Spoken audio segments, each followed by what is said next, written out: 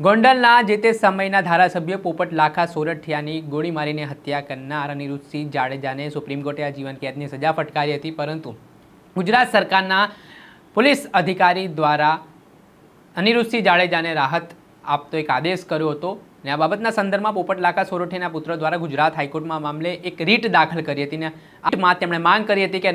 અનિરુદ્ધસિંહ જાડેજાની જે સજા માફી છે તેને રદ કરવામાં આવે અને સજા યથાવત રાખવામાં આવે। જે મામલે ગુજરાત હાઈકોર્ટમાં થોડાક દિવસ પહેલા એક મહત્વપૂર્ણ સુનાવણી થઈ હતી અને આ સુનાવણીમાં ગુજરાત હાઈકોર્ટે અનિરુદ્ધસિંહ જાડેજાની સજા માફી ફગાવી હતી અને તેમને સજા યથાવત રાખવાનો નિર્ણય કર્યો હતો, આદેશ કર્યો હતો। આ ઘટનામાં થોડાક સમય પહેલા અમિત ખૂટ કેસ પણ ચકચાર બન્યો હતો, જેમાં રીબડાના આ યુવાને જીવન ટૂંકાવ્યું હતું અને આ ઘટનામાં રાજદીપસિંહ રીબડા અને અનિરુદ્ધસિંહ જાડેજાના નામનો સમાવેશ થાય છે અને જ્યારથી આ બાબતે ગોંડલ તાલુકા પોલીસ સ્ટેશનમાં ગુનો નોંધાયો હતો ત્યારથી અનિરુદ્ધસિંહ જાડેજા ફરાર ચાલી રહ્યો હતો, પોલીસને હાથ થાળી આપીને આમ તેમ ફરી રહ્યો હતો। જોકે ગુજરાત હાઈકોર્ટે 18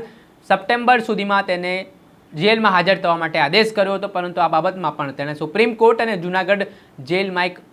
અરજી દાખલ કરીને અરજીમાં 7 દિવસનો સમય માંગ્યો હતો, પરંતુ સુપ્રીમ કોર્ટે આ અરજી છે તે ધરાર ફગાવી દીધી અને આ ઘટનામાં ગઈકાલે ગોંડલ કોર્ટમાં અનિરુદ્ધસિંહ જાડેજાએ સરેન્ડર કર્યું અને પોલીસના ચુસ્ત બંદોબસ્ત વચ્ચે પોલીસે કબજો મેળવ્યો। ત્યારબાદ અમિત ખૂટ કેસમાં ગઈકાલે રાત્રે ગોંડલ પોલીસે અનિરુદ્ધસિંહ જાડેજાની ધરપકડ કરી છે।